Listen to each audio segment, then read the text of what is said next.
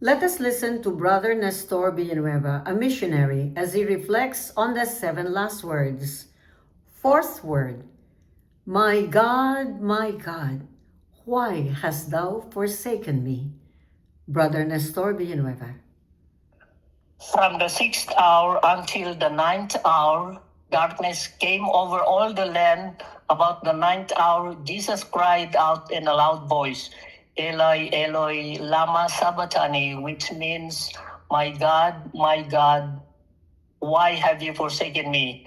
These words of Jesus representing the separation between the Son and the Father, but actually separate because of sin.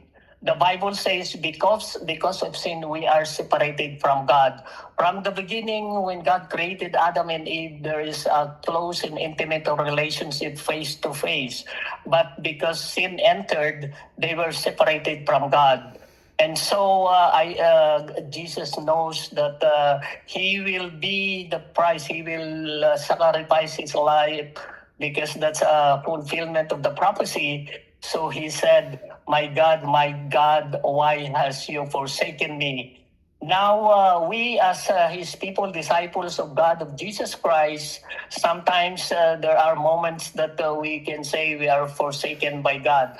But actually, God never leave us. He is always with us through the Holy Spirit. So we need to maintain a relationship, closer relationship with Him by reading His Word, by praying, and by committing our lives to Jesus Christ.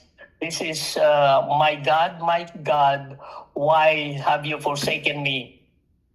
Thank you very much, Brother Nestor Villanueva.